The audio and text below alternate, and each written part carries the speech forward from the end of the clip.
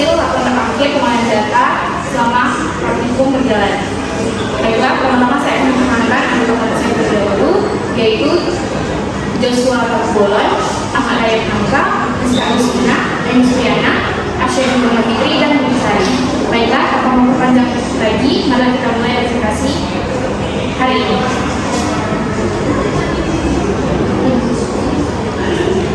Baiklah, pertama adalah grafik distribusi TKG.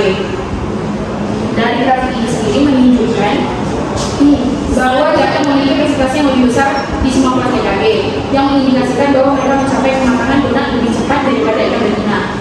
Kelas TKG 164 sampai 191 mm memiliki presentasi ikan jantan tertinggi, mengindikasikan bahwa pada kelas ini sebagian besar ikan jantan mencapai kematangan donat. Sebaliknya, kelas TKG 150 sampai 180 mm memiliki presentasi ikan betina tertinggi, yang mengindikasikan bahwa kelas TKG ini menghasilkan sebagian besar ikan betina yang mencapai kematangan donat.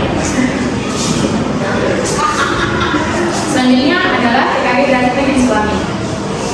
Grafik distribusi TKG berdasarkan jenis kelamin menggambarkan presentasi dengan tingkat kematangan donat tertentu pada setiap jenis kelamin yang diklasifikasikan ke dalam beberapa tingkat. TKG 1, gonad belum berkembang; TKG 2, gonad sedang berkembang; TKG 3, gonad berkembang besar; dan TKG 4, gonad matang sempurna; serta TKG 5, gonad matang yang siap menghasilkan telur.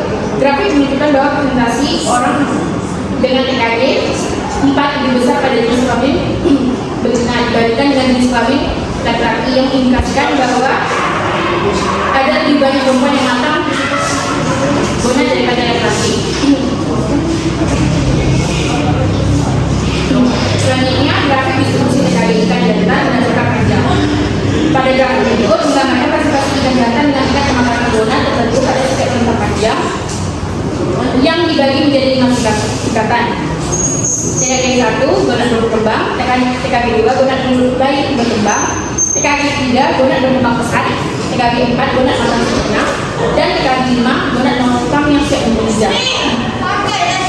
Grafik menunjukkan bahwa presentasi jantan dengan TKG 4 lebih besar pada kisaran panjang 180 sampai 187 mm dan 188 sampai 195 mm, yang mengindikasikan bahwa kisaran panjang tersebut memiliki proporsi jantan yang matang donat lebih tinggi. Baiklah, selanjutnya akan dilanjutkan oleh Budi Sari. Selanjutnya itu grafik TKG betina berdasarkan panjang. Grafik distribusi TKG betina berdasarkan panjang menggambarkan presentasi betina dengan tingkat kematangan gonad tertentu pada setiap rentang panjang yang dibagi menjadi 5 tingkat. Tingkat 1 yaitu menandakan gonad belum berkembang. Tingkat kedua itu menandakan gonad mulai berkembang. TKG 3 itu menandakan gonad berkembang pesat, dan TKG 4 itu gonad matang sempurna, dan TKG 5 itu gonad dan siap bertelur. Grafik menunjukkan bahwa persentase betina dengan TKG 5, TKG 4 lebih besar pada kisaran panjang 196 sampai 203 mm, yang mengindikasikan bahwa kisaran panjang ini memiliki proporsi yang lebih tinggi untuk betina yang matang gonad. Selanjutnya itu grafik hubungan IKG dan TKG.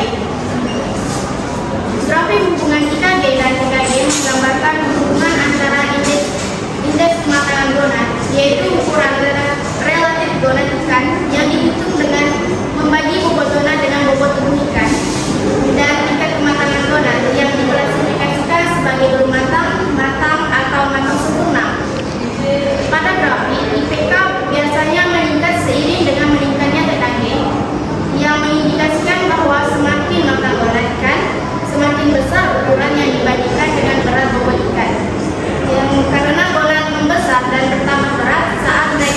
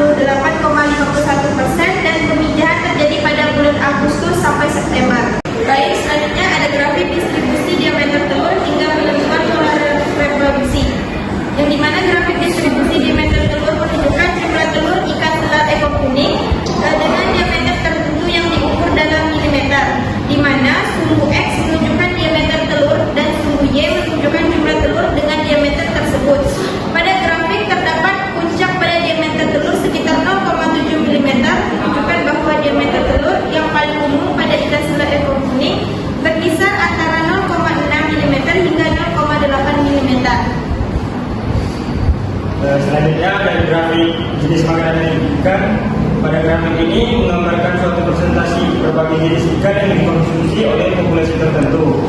Presentasi yang diperoleh dengan membandingkan jumlah orang yang mengonsumsi setiap jenis ikan dengan keseluruhan populasi yang ditayangkan. Grafik ini menunjukkan bahwa presentasi konsumsi bervariasi tergantung pada jenis ikan.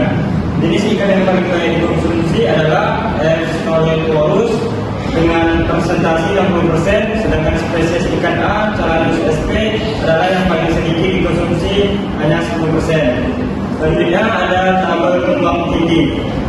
Luas permukaan menggambarkan proporsi jumlah jenis sumber daya makanan yang dimanfaatkan oleh suatu jenis ikan.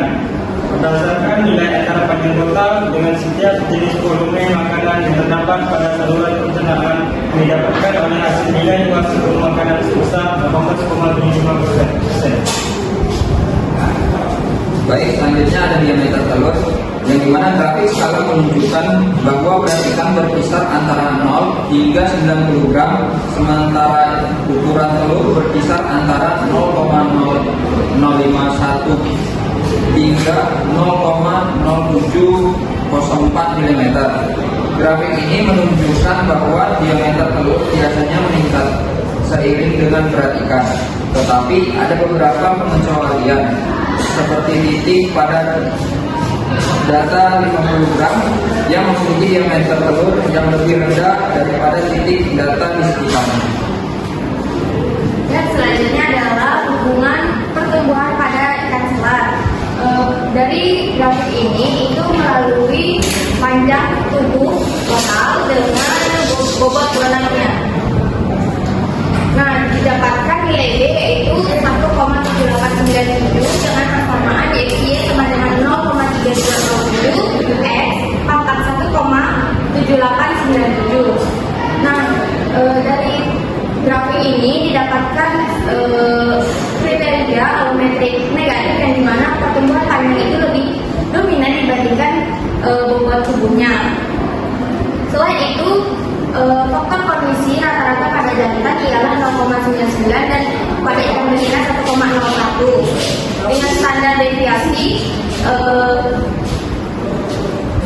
0,134. Hal ini menyebabkan bentuk tubuh dari ikan selar ini tidak terlalu tipis karena untuk nilai faktor kondisinya itu 1-3 itu merupakan ikan yang berbadan tipis. Selain itu, bobot tubuh mereka untuk lebih besar dibandingkan ikan jantan mungkin diakibatkan adanya kematangan donat pada saat proses pemijahan itu berlangsung. Dan yang dapat kita sampaikan sekian dari kami yang kita saya ucapkan wabillahi taufiq wal hidayah. Wassalamualaikum warahmatullahi wabarakatuh.